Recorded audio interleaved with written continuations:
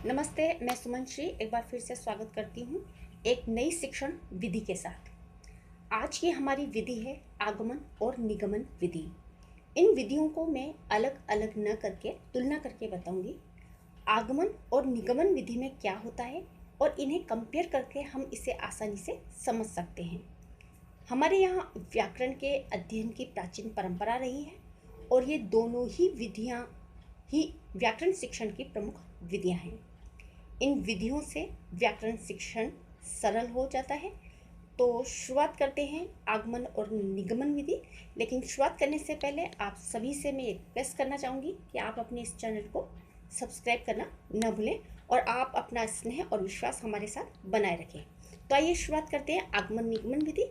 लेकिन उससे पहले मैं आपको सामान्य जानकारी देना चाहूँगी कि आगमन व निगमन विधि व्याकरण शिक्षण की महत्वपूर्ण विधि है।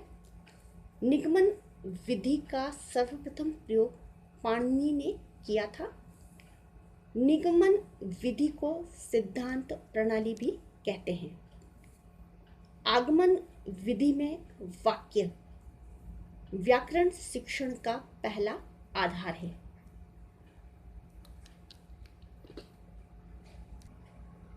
शुरुआत करते हैं आगमन और निगमन विधि।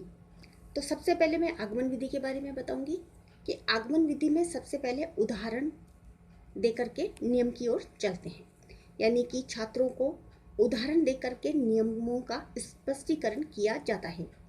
देखिए, यहाँ समझाने के लिए मैंने एक बहुत ही साधारण सा एक उदाहरण लिया है, जैसे कि पुस्तक धन आले है। मान लीजिए हमने किसी क्लास में पढ़ा रहे हैं और छात्रों को एक छोटा सा हमने उदाहरण दिया। उदाहरण पहले देंगे आगमन विधि में, तो सबसे पहले उदाहरण दे दिया पुस्तक धन आले। अब इसमें अंतिम जो स्वर क्या निकलेगा, वो निकलेगा अ, और इसमें कौन सा स्वर निकलेगा, तो आ। अब छात्र ये बताएगा कि इन दोनों को मिला करके कौन सा स्वर बना, तो छात्र स्वयं बताएगा कि यहाँ पर आ दीर्घ स्वर है और दीर्घ स्वर होने के साथ ही पुस्तक धन आले में दीर्घ संधि हो जाती है पुस्तकालय। इसी तरह से अब निगमन विधि के बारे में बात करते हैं। नि से निगमन और नि से नियम बनता है। तो सबसे पहले यहाँ पर नियम से उदाहरण की ओर चलते हैं, यानी कि छात्रों को नियम दे करके और उदाहरणों को समझाया जाता है। मान लीजिए मैं यण संधि पढ़ा रही हूँ और यण संधि का मैं एक सूत्र दे देती हूँ, इको यणची सूत्र है। अब इको यणची सूत्र देने के लिए ई उ री और ली के बाद में अस जो अन्य स्वर आ जाता है, तो उसका य व र और ल हो जाता है। अब मैं यहाँ पर उसको उदाहरण देती हूँ इत्यादि। आगे शुरुआत करते हैं इनके शिक्षण सूत्रों की। आगमन विधि में कौन से शिक्षण सूत्र काम में आएंगे और निगमन विधि में कौन कौन से शिक्षण सूत्र काम में आएंगे। तो सबसे पहले मैं आगमन विधि की बता रही हूँ कि आगमन विधि में हम जब शिक्षण सूत्र लेंगे तो वो लेंगे विशिष्ट से सामान्य की ओर, जबकि निगमन विधि में हम चलेंगे सामान्य से विशिष्ट की ओर। आगमन विधि में जब हम करेंगे ज्ञात से अज्ञात की ओर चलेंगे, जबकि निगमन विधि में हम ज्ञात से ज्ञात की ओर चलते हैं। आगमन विधि में सरल से कठिन की ओर चलेंगे, जबकि निगमन विधि में कठिन से सरल की ओर चलते हैं। इसी तरह से शिक्षण सूत्र में अगर हम आगमन विधि की बात करेंगे तो पूर्व ज्ञान से हम नवीन ज्ञान की ओर चलेंगे, जबकि निगमन विधि में हम चलेंगे नवीन ज्ञान से पूर्व ज्ञान की ओर। इसी तरह से आगमन जो विधि है वो निम्न स्तर हेतु उपयोगी होगी, जबकि निगमन विधि है वो उच्च स्तर हेतु उपयोगी होगी। आगमन विधि छात्र केंद्रित है, जबकि निगमन विधि जो है वो शिक्षक केंद्रित होगी, क्योंकि सारे नियम शिक्षक बताएंगे। और इसमें आगमन विधि में छात्र करके सीखने पर बल दिया जाता है, यानी कि छात्र स्वयं उसके नियमों को निकालेगा, करेगा, जबकि निगमन विधि में करके सीखने पर बल नहीं दिया जाता है। और इसी कारण से यह एक मनोवैज्ञानिक विधि है, जबकि आगमन विधि जो है वो वैज्ञानिक है, मनोवैज्ञानिक है और उपयोगी विधि है। शुरुआत करते हैं आगमन से। आगमन के दो भाग होते हैं, उसी तरह से निगमन प्रणाली के भी दो भाग होते हैं। आगमन प्रणाली के दो भागों में सबसे पहले आएगा प्रयोग प्रणाली और दूसरी आती है सहयोग प्रणाली।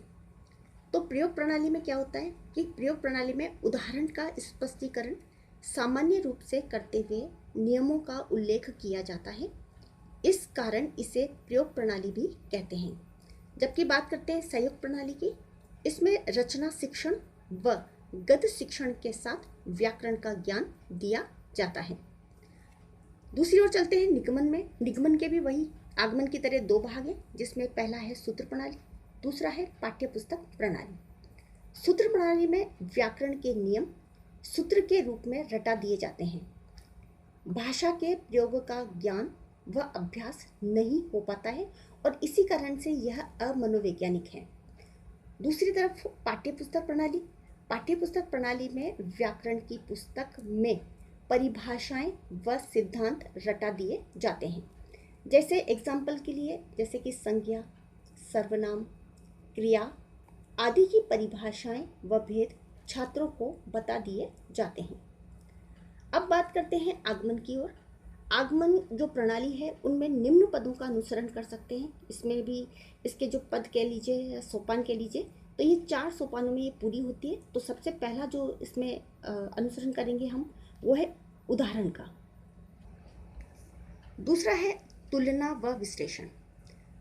इसमें उदाहरण को दे करके इसका विश्लेषण करते हैं और इनमें जो समानता होती है उसका पता लगाते हैं। मैं एक बात यहाँ कहना चाहूँगी कि एग्ज़ाम्स में तुलना की जगह इसका पर्याय जो शब्द होते हैं उनको भी ये दे सकता है। जैसे कि तुलना ना देकर समानता दे दे, तो तुलना व विश्लेषण या समानता ये भी दे सकते हैं, तो इसका आप ध्यान रखिएगा।